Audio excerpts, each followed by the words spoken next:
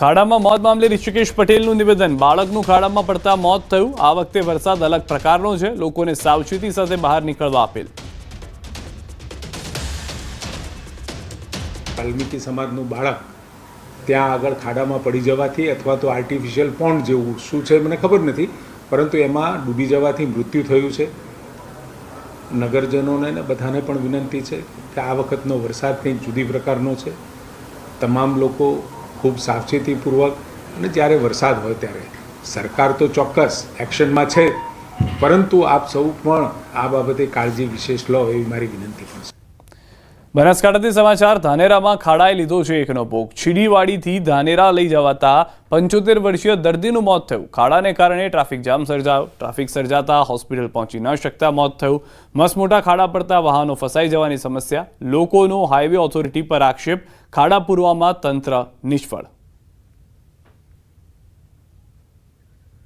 તો દ્રશ્યો પણ આપ જોઈ રહ્યા છો, એટલા મોટા મોટા ખાડા પડી ગયા છે કે બોલેરો જેવી બોલેરો ગાડી પણ તેમાં ફસાઈ જાય છે। ટ્રક જેવા ટ્રક ત્યાંથી પસાર થતી વખતે નમી જતા હોય તેવી પરિસ્થિતિનો સામનો કરવો પડી રહ્યો છે। અને જે દરમિયાન જ એક એમ્બ્યુલન્સ નીકળી રહી હતી, પરંતુ આ ખાડાના કારણે ટ્રાફિક જામ થઈ ગયો હતો।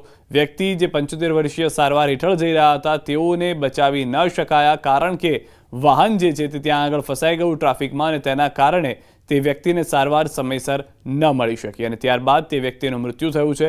હાઈવે ઓથોરિટી સામે પણ તમામ લોકો જે છે તે પોતાનો રોષ ઠાલવી રહ્યા છે, કારણ કે તેમનું કહેવું છે કે આટલા સમયથી આ સમસ્યા છે, પરંતુ તેનું નિરાકરણ નથી આવી રહ્યું।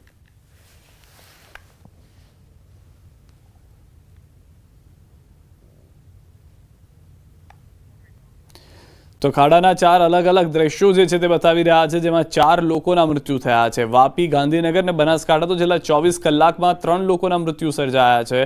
આ તરફ ખાડામાં પડતા જે મોતનો આંકડો છે તે 4 પર પહોંચી ગયો છે, જેમાં 24 કલાકમાં 3 અને છેલ્લા 6 દિવસમાં 4 લોકોએ મોતને ભેટવું પડ્યું છે।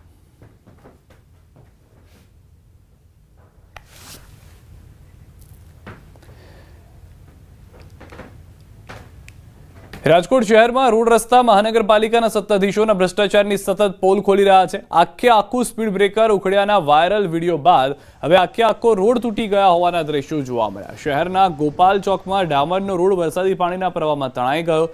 રોડ સાથે કેટલાક વાહનો પણ તણાયાનો વિડીયો વાયરલ થયો। ઠેર ઠેર ખાડા અને બિસ્માર રસ્તાના કારણે શહેરીજનો ત્રાહિમામ પોકારી ઉઠ્યા છે। ચોમાસાની શરૂઆતમાં જ રસ્તાની આટલી ખરાબ હાલત છે, તો આખું ચોમાસું કેમનું નીકળશે તેવા પ્રશ્નો શહેરીજનો આક્રોશ સાથે ઠાલવી રહ્યા છે। બહુ જ મોટો પ્રોબ્લેમ થઈ શકે આની અંદર। નાની ઇન્જરીથી લઈને મોટા હેમરેજ સુધીના કેસીસ બી આમાં થઈ શકે છે। એટલે આ પ્રાઇમરી કન્સર્ન હોવું જોઈએ ગવર્મેન્ટનું કે જ્યારે આપણે કોઈ બી આવી રીતનું થાય તો ખાડા થાય ચલો એકવાર સમજે, પણ એનું સોલ્યુશન આવે એ એમની પહેલી પ્રાયોરિટી હોવી જોઈએ। આવા જે દ્રશ્યો માત્ર રાજકોટમાં જ જોવે, હરતા ફરતા અને તરતા રોડ એ રાજકોટની અંદર જોવા। 2 દિવસ પહેલા સ્પીડ બ્રેકર તણાતાના દ્રશ્યો સામે આવ્યા હતા। ગઈકાલે આખો રોડ એના 20 ફૂટના અંદર આખા પડકલાયના તરતા હોય, આનાથી શરમજનક ઘટના કોઈ ન હોઈ શકે। રાજકોટના ગોપાલ ચોક વિસ્તારમાં જે છે એ રોડનું એક મોટું પોપડું તણાઈને જતું હોય એવો વિડીયો વાયરલ થયો હતો। બરાબર આ જ જગ્યા છે કે જ્યાં જે છે એ રોડનું પોપડું જે છે એ ઉખડી ગયું હતું। આ મોટું પોપડું છે તે અહીંથી ઉખડી અને ગયું હતું। આ ખૂબ જ જે છે રાજકોટનો એક મહત્ત્વનો વિસ્તાર પણ માનવામાં આવે છે, કેમ કે આ વિસ્તારમાંથી જે છે દિવસ દરમિયાન અનેક વાહનો પસાર થતા હોય છે। આ રોડ છે તે તાજેતરમાં જ ક્યાંક ને ક્યાંક બનાવવામાં આવ્યો હતો। હાલ જે રીતના વાત કરવામાં આવે તો નવા બનેલા રોડના હાલ 2 હાલ થયા છે। ત્યારે અહીંયા જે છે કેટલાક વાહન ચાલકો, આપણે એમની સાથે પણ વાત કરવાનો પ્રયાસ કરીશું। ખાસ કરીને ભાઈ શું કહેશો, જ્યારે આટલું મોટું પોપડું પડ્યું છે, વાહન ચલાવવામાં તકલીફ પડે છે? આ રોડ ખરાબ થઈ ગયો એના હિસાબે ખાડા થઈ જાય, ટ્રાફિક થઈ જાય ને આમ તકલીફ પડે। નવો બનેલો રોડ ઉખડી જાય કેટલા અંશે? નવો બનેલો એટલે એવું છે કે વરસાદ એવો આવી ગયો ને એના કારણે ઉખડી ગયો રોડ। હા, એટલામાં પોપડું ઉખડ્યું હતું। હાલ અહીંયા જે છે અન્ય એક વડીલ છે, આપણે એમની સાથે પણ વાત કરીશું। કાકા શું કહેશો, એક નવા બનેલા રોડ છે તે ઉખડી જાય છે?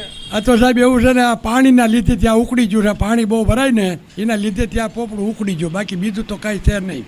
ચોક્કસથી જે રીતના વાત કરવામાં આવે તો જે છે પાણીના પ્રવાહના કારણે જે છે પોપડું ઉખડી ગયું હતું, પરંતુ નવા બનેલા રોડમાં જ્યારે આ રીતના મોટા પોપડા ઉખડી જતા હોય છે ત્યારે ક્યાંક ને ક્યાંક કામગીરી સામે સવાલો ઉઠતા હોય છે। લોકોના મનમાં પણ અનેક સવાલો ઉઠતા હોય છે। સાથે વાહન ચાલકો છે તેમને પણ ભારે હેરાનગતિનો સામનો કરવો પડતો હોય છે।